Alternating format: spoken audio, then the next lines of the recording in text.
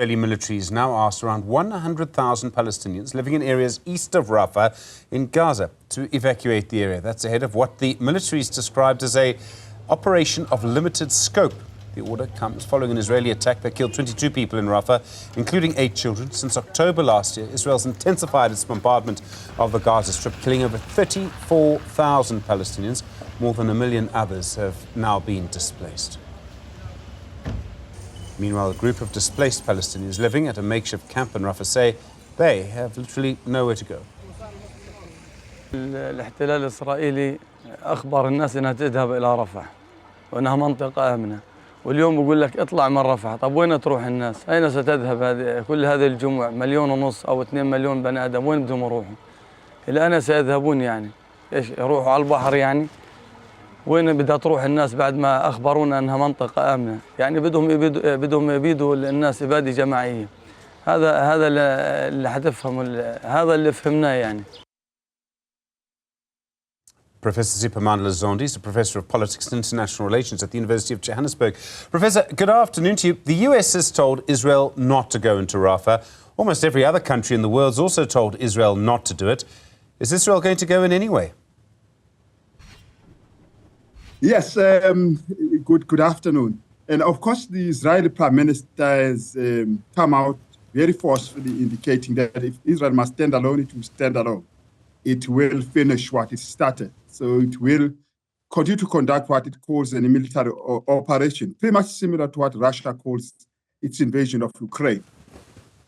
That it will proceed until it says it defeats Hamas. It itself does not know how many Hamas forces are, where they are. They don't have a uniform, but it says it will finish them. When asked whether that means that it would need to finish the population of Palestine, it says no, it will kill only Hamas. It's not been able to show that it is able to do so. Over 31,000 people have died. It cannot tell how many of those are Hamas. But I think Netanyahu has just decided that the best way to build a legacy for himself and avert this uprising that was happening internally and end up losing power is to fight this war and become a man of war and take it to any strength and dare everyone, including the United States, their closest partner, knowing that in the end they will not punish Israel. So they're not going to be any negative consequence. Even if a further 30,000 people are going to be killed in Rafah, there won't be consequence. That much we know. Because of an unequal world, if you are with the powerful, you can do as you wish, you won't get punished. And unfortunately, he knows that, and therefore I don't think he's going to listen to anyone saying anything to the contrary. I mean, the obvious point on the ground is that there's nowhere for Palestinians to go. Rafah is the southernmost side. I mean, literally it's Egypt and desert. Egypt's not going to let them in, and that border post is partially controlled by Israel anyway. It does, yeah. There has been quite an escalation in deaths in the past 5 days, by the way, perhaps as a preparation for a full-on invasion of Rafah. And then Israel itself reported and showed pictures of 35 people that had been killed overnight. They're all put on a truck, on the back of a truck, and then it was paraded around the streets of Gaza, whatever remains of the streets of Gaza, and they call them terrorists. And we've known that violent states first have to call you a bad name and then kill. Even genocides are done that way. In Rwanda, those who committed genocide first called those they were killing rats, so that when they kill them, it doesn't look like they are killing human beings. They are killing things. So we've always known the psychology of genocide is that you first relocate a person from a normal human being to something below human being, so that there's no moral implication, there's no conscience implication for killing it, because it's a terrorist, as opposed to killing him, which is a human being. There's so many other aspects to all of this. I mean, at the moment, technically, there are still peace talks underway hosted by Qatar They include Hamas and Israel, but presumably Hamas is going to walk away from the table if Israel goes into Rafah. And, I mean, Qatar may take the table away because Israel has banned Al Jazeera, which is funded by Qatar, in Israel. So, I mean, Israel, in a way, is saying to everybody, we can do what we like, even if it stops the peace talks. But Stephen, we've known throughout history that mediation only works if the two parties involved in conflict feel that a prolonged conflict is harming them, and therefore it's no longer the most ideal option. And until they believe that, no amount of intervention may succeed, unfortunately. It can only be intervention that seek to persuade them in that direction. But for mediation to succeed, they must arrive at a point that they can get a lot more in the negotiations than they can get militarily. Clearly, Israel believes it's going to. That's the side that has spoken very boldly.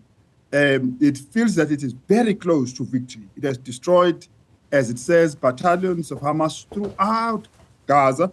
It's only just left with this one part. And they're saying, give us just a couple of days to finish off the job.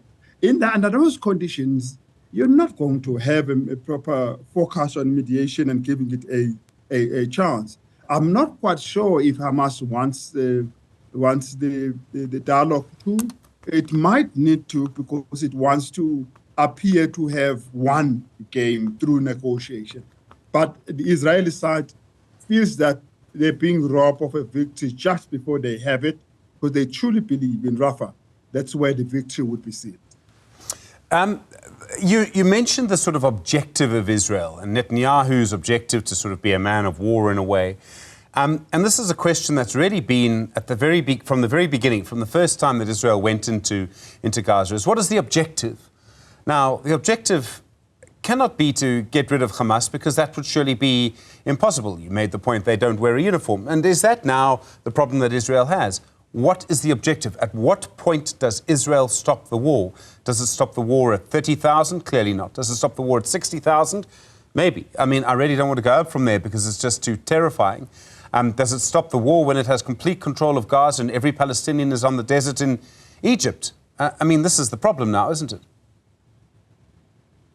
It is. And I think it's really not really just about completing some victory on the battlefield, but I really think it's political. Two, at least, elements to this political.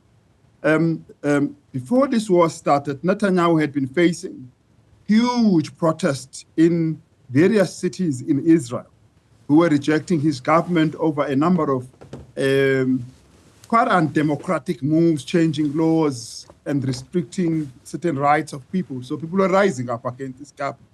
And they were on the verge of really causing it real problems. And then this war happened, the Hamas attack happened, and then it really shifted everything. And now Netanyahu is asserting his power, is demonstrating that he can defend Israel, and that he can be a man of war, that he can be a David of our time. And I think that has huge political benefits for him, being able to just run a war, even if it has no victory in it. The more it kills the other side, the more some form of validation of this war happens.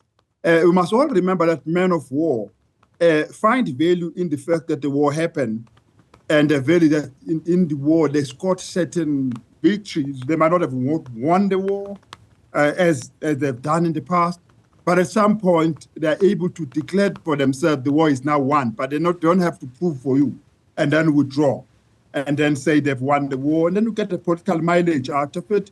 And then in the process, it's really isolated all his nemesis. There were parties in his coalition that were starting to position themselves against him, including in the far right. They've all been eliminated now. He's taken a full control of the state of Israel, and he is now fully in charge and is likely to go further and maybe close and get to the finish his term, which was not certain literally 18 months ago. So there is that one is likely to happen. The second element is this, that he's going to also cement his political power by ensuring that these areas where people have been forcefully moved, either places have been bombed, and then people have been told, in Rafah now to move away from danger. Moving away from danger means you will never come back to where you used to be. That place will then be converted to Jewish settlements to placate that power base of ultra-right Jewish settlers who feel the need to settle in places where we replace people. Then they'll be able to do that, and they've already indicated that they'll be building about 40,000 settlements on land that they've now just acquired through this war. So acquiring further territory out of Gaza in the name of building a buffer zone is one big aim for this government. When it's able to do that, it will be able to show that it has been able to move Hamas away from close to the border, but it has also expanded Jewish settlement into the Gaza area. So it's a form of occupation in a way, expanding occupation. And Professor, I mean, I don't need to remind you this, but the resonances with our history, the apartheid state, the homeland system, buffer states, even that was part of a sort of Favudian policy at one point. There's so many strong resonances with this. And one of them that I find fascinating is how Israeli politics has moved so far to the right over the last 20 or 30 years, and that the differences between the Israelis and the Palestinians have become so emphasized. And Israel now kind of stands apart from the rest of the world in a way. It really reminds me of kind of, sort of white South Africa, if I can call it that, or the apartheid government in the 1980s. How do we make sure that other democracies, even our own, doesn't fall into a similar trap down the road? Unlike the South African apartheid state, Israel benefits from the fact that it has links to global hegemony, global power. It is nowhere near isolated in the West. It is fully supported in the West. It has very strong support in the West. So there won't be no further isolation of Israel from those who were not already isolated from it in the past. It's very much isolated from the non-Western world, but it has always been. Mm-hmm. So there's nothing to lose, and you only lose what you had. But it has the Western powers, it has the Western world in strong support.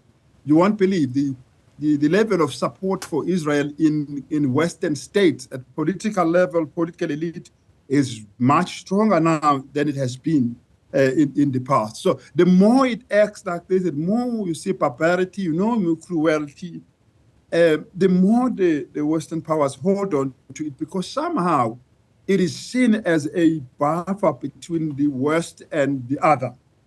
And it is therefore a useful thing, almost like Ukraine. It's a useful element. It's about self-interest in the West. You need Israel in the position that it has. Indeed, it has moved so far to the right that the right has become a normality in Israel. And it partly responds to this rule by fear and fear of the other, and the rockets that are coming in, because they do come in, they do fit into this. But the way this government is responding, and has been responding for a long period of time, it also itself breeds more so-called terror on the other side, because we can assure you now that a lot more Palestinians would support Hamas now than they did before October 7th. So this war breeds the extremes, and the extreme will continue to coexist with each other in this war of annihilation. And unfortunately, this is also breeding extremes in supporting countries. You see it in the United States, you see it in Europe as well, the rise of the right wing. So Israel is part of a bigger trend of the rise of the right wing. I know people talk about Trump as declining, but the Trump base remains very strong, very, very big, continues to grow. Similar trends you see in Europe. Under those conditions, the right wing does not really worry too much about values and these freedoms and this thing about being civil and civilization. What is more about power and about our civilization. And under those conditions, Israel would most likely get away with it for some time to come. Professor Siphamandla Zondi, very sobering. Thank you very much indeed, sir. Really do appreciate the time. Professor of Politics and International Relations at the University of Johannesburg.